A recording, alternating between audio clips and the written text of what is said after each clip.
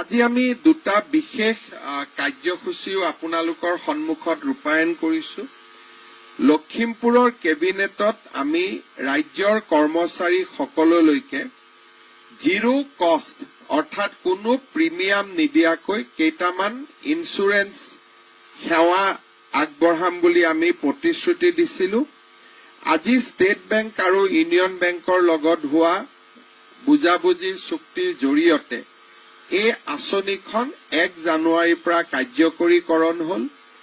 এতিয়াৰ পৰা ৰাজ্য চৰকাৰৰ যিকোনো কৰ্মচাৰীৰ প্ৰাকৃতিক মৃত্যু হলেও তেওঁলোকে ষ্টেট বেংক আৰু ইউনিয়ন বেংকৰ পৰা 10 লাখ টকাৰ লাইফ ইন্সুৰেন্স লাভ কৰিব। যদি প্ৰাকৃতিক হয়, ডিজিজৰ কাৰণে বেমাৰত মৃত্যু হয়, তথাপিতো চৰকাৰে আগবঢ়োৱা সুবিধাৰ উপৰিও তেওঁলোকে অতিৰিক্তকৈ আৰু 10 লাখ টকা লাভ কৰিব। ইয়াৰ উপৰিও যদি এক্সিডেণ্টেল ডেথ হয় 1 কোটি টকা তেওঁলোকৰ পৰিয়ালে পাব। যদি দুৰ্ঘটনাজনিত মৃত্যু হয়, দুৰ্ঘটনাত যদি তেওঁলোক পাৰ্মানেণ্ট ডিজেবল হয় 1 কোটি টকা পাব, আৰু পাৰ্মানেণ্ট পাৰ্চিয়েল ডিজেবিলিটি হলে 80 লাখ টকা পৰ্যন্ত এই দুইটা বেংকৰ পৰা কৰ্মচাৰীসকলে লাভ কৰিব। আজিৰ দিনটোত ৰাজ্যৰ প্ৰশাসনীয় ব্যৱস্থাক আৰু এটা আমি নতুন দিগন্তলৈ লৈ গলো। নিযুক্তিৰ ক্ষেত্ৰত স্বচ্ছতা, তাক আমি অসমে আজি যি ভাৰতবৰ্ষক পথ দেখুৱাইছে, সি ইতিমধ্যে ৰাষ্ট্ৰীয় স্বীকৃতি পাব সক্ষম হৈছে আৰু অসমৰ ৰাইজেও নিযুক্তিৰ স্বচ্ছতাক অতি উষ্ণভাৱে আদৰণি জনাইছে। আমি আজিৰ পৰা বদলি বা ট্ৰান্সফাৰ প্ৰক্ৰিয়াত এটা স্বচ্ছতা আনিব খুজিছো। তৃতীয় আৰু চতুৰ্থ শ্ৰেণীৰ কৰ্মচাৰীসকলে ট্ৰান্সফাৰ বিচাৰি চৰকাৰী কাৰ্যালয় দুৱাৰে দুৱাৰে ঘূৰি ফুৰাটো এটা নিত্য নৈমিত্তিক কথা আছিলে। নাৰ্ছৰ পৰা আৰম্ভ কৰি ফাৰ্মাচিষ্টৰ পৰা পুলিচ কনিষ্টবলৰ পৰা তেওঁলোকে চৰকাৰৰ দপ্তৰে দপ্তৰে ট্ৰান্সফাৰ পোষ্টিং বিচাৰি ঘূৰি ফুৰে আৰু বিভিন্ন ক্ষেত্ৰত ই ৰাজনৈতিক হস্তক্ষেপৰো এক প্ৰক্ৰিয়া হৈ পৰে। আজি আমি এটা পৰ্টেল মুকলি কৰিছো, যাক স্বাগত সতীৰ্থ বুলি কৈছো। এই পৰ্টেলটো প্ৰত্যেক বছৰে 1 জানুৱাৰীৰ পৰা 28 ফেব্ৰুৱাৰীলৈকে খোলা থাকিব। ৰাজ্যৰ তৃতীয় আৰু চতুৰ্থ বৰ্গৰ কৰ্মচাৰীসকলে যিমান কৰ্মচাৰীয়ে আবেদন কৰিব খোজে বদলিৰ 1, 2, 3, 4, 5 5টা অপশ্যন দি 5খন জিলাৰ অপশ্যন দি তেওঁলোকে বদলিৰ প্ৰক্ৰিয়াত অন্তৰ্ভুক্ত হ'ব আৰু এটা পাৰস্পৰিক বুজাবুজিৰে যিমান আমি একমডেট কৰিব পাৰো, অৰ্থাৎ কোনো এখন ইনষ্টিটিউচনক খালী নকৰোৱা কৰি যদি এখন হস্পিটেলৰ পৰা এগৰাকী নাৰ্ছ গুচি আহে তাত সেৱা বন্ধ হৈ যায়, কিন্তু যদি এগৰাকী ওলাই যায় এগৰাকী সোমাই আহে তেতিয়াহ'লে চিকিৎসালয়খনৰ সেৱা বঞ্চিত নহয়। সেইকাৰণে আজি আমি এটা নতুন পৰ্টেল, ভাৰতৰ ভিতৰতে প্ৰথম আমি এটা নতুন স্বচ্ছতা আনিছো যে এতিয়াৰ পৰা তৃতীয় আৰু চতুৰ্থ বৰ্গৰ কৰ্মচাৰী গোটেই বছৰটো ট্ৰান্সফাৰ পোষ্টিং হৈ নাথাকে। জানুৱাৰী মাহত পৰ্টেলত আবেদন কৰিব, 28 ফেব্ৰুৱাৰীলৈকে পৰ্টেল খোলা থাকিব। বিহুৰ আগতে 14 এপ্ৰিলৰ আগতে কম্পিউটাৰে ট্ৰান্সফাৰ কৰি দিব, বিষয়াই নহয়। কম্পিউটাৰে লোকেট কৰিব যে এওঁ শিৱসাগৰৰ পৰা ধেমাজি আহিব খুজিছে, এখেতে ধেমাজিৰ পৰা শিৱসাগৰত আহিব খুজিছে। কম্পিউটাৰে তাক লোকেট কৰিব, কম্পিউটাৰে ডিচাইড কৰিব আৰু ডাইৰেক্টৰৰ ডিজিটেল সিগনেচাৰত ট্ৰান্সফাৰ অৰ্ডাৰ ওলাই যাব। তাত মেনুৱেল হস্তক্ষেপ কাৰোৱে নাথাকিব। সেই স্বচ্ছতাৰ আৰু এটা স্বচ্ছ নিযুক্তিৰ পিছত স্বচ্ছ বদলিৰ এটা নতুন প্ৰক্ৰিয়ালৈ আজি অসমে খোজ দিলে। আপোনালোক সকলোৱে জানে যে যোৱা কিছুদিনত আমাৰ মন্ত্ৰীসভাৰ সম্প্ৰসাৰণ হৈছিল।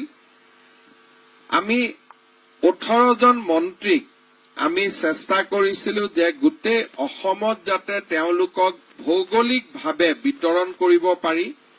আজি আমাৰ মন্ত্ৰীসভাৰ সম্প্ৰসাৰণৰ পিছত উজনি অসমৰ পৰা 6 জন মন্ত্ৰী, নামনি অসমৰ পৰা 4জন মন্ত্ৰী, উত্তৰ অসমৰ পৰা 2জন মন্ত্ৰী, মধ্যম অসমৰ পৰা 2জন মন্ত্ৰী, বৰাক ভেলী আৰু হিলছ ডিষ্ট্ৰিক্টৰ পৰা 3জন মন্ত্ৰী আমি মন্ত্ৰীসভাখনক এটা সুষমভাৱে বিতৰণ কৰিছিলো যোৱা লাষ্ট ৰিচাফলত, যাতে অসমৰ প্ৰতিটো ভৌগোলিক ক্ষেত্ৰকে অসম মন্ত্ৰীসভাই প্ৰতিনিধিত্ব কৰিব পাৰে।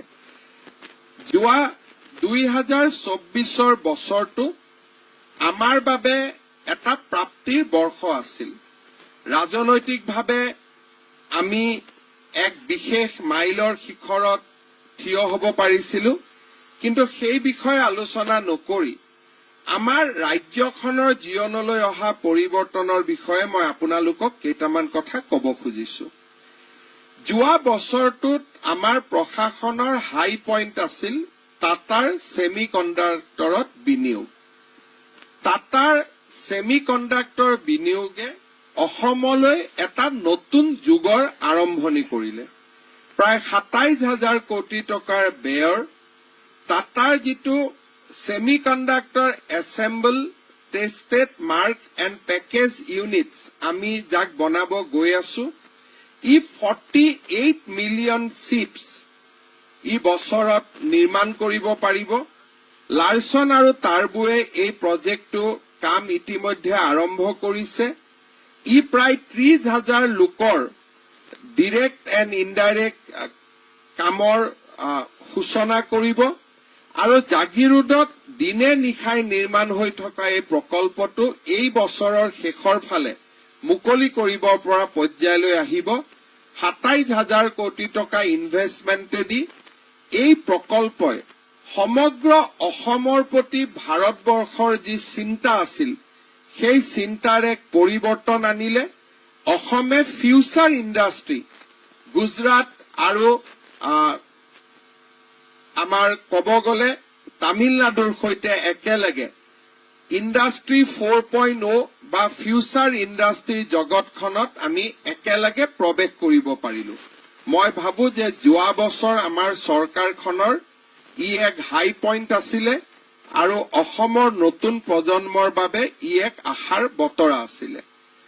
যোৱা 2024 বছৰটো অসমৰ বাবে প্ৰাপ্তিৰ বছৰ আছিলে।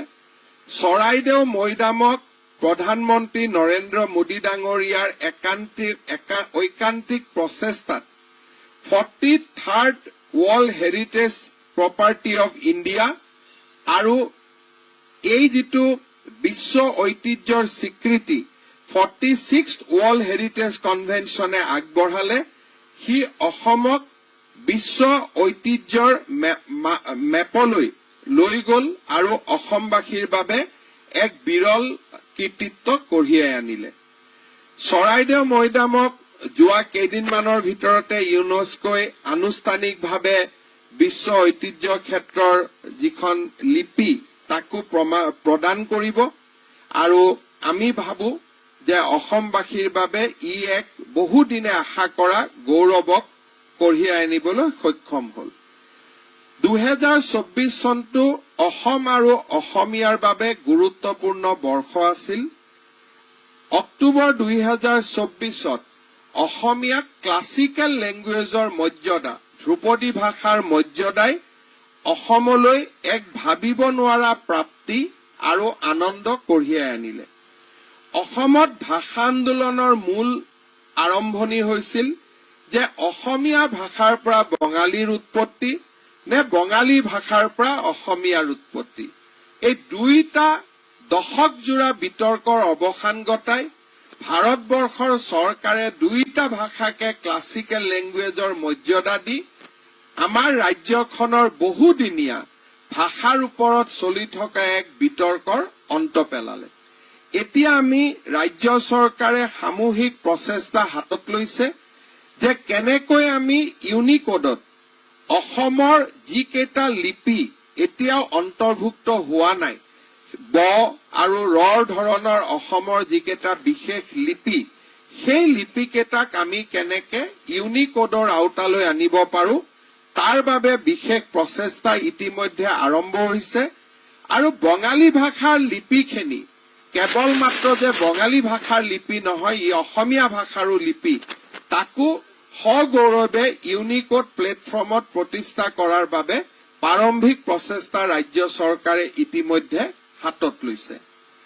মই ভাবো যে যোৱা বছৰটোত আমাৰ বাবে আৰু এক আনন্দৰ দিন আছিল, যেতিয়া প্ৰধানমন্ত্ৰী নৰেন্দ্ৰ মোদী ডাঙৰীয়াই লাচিত বৰফুকনৰ সমাধিত তেখেতৰ বিশাল প্ৰতিমূৰ্তি উদ্বোধন কৰিছিল। চৰ্দাৰ পেটেলৰ প্ৰতিমূৰ্তিক লৈ গুজৰাটত গৌৰৱ হয়, শিৱাজীৰ প্ৰতিমূৰ্তিক লৈ মহাৰাষ্ট্ৰৰ ৰাইজে গৌৰৱ কৰে, লাচিতৰ প্ৰতিমূৰ্তিক লৈ এতিয়া আমি ৰাজ্যবাসীয়েও গৌৰৱ কৰিব পাৰো, তেনে পৰ্যায়লৈ আমি গতি কৰিবলৈ সক্ষম হৈছিলো। মই কেইটামান প্ৰশাসনিক আপোনালোকক এজেণ্ডা মই জনাব খুজিছো। 2021 চনত আমাৰ 31খন কেবিনেট মিটিং আমি কৰিছিলো। 2022ত আমি 41খন কেবিনেট মিটিং কৰিছিলো। 2023ত 40খন। লোকসভা নিৰ্বাচনৰ মডেল কোড অফ কণ্ডাক্ট থকাৰ পিছতো 2024ত আমি 33খন কেবিনেট আমি কৰিবলৈ সক্ষম হৈছিলো। স্বাধীনতাৰ পিছত 4 বছৰত 143খন কেবিনেট মিটিং আৰু 1922 ডিচিছনছ।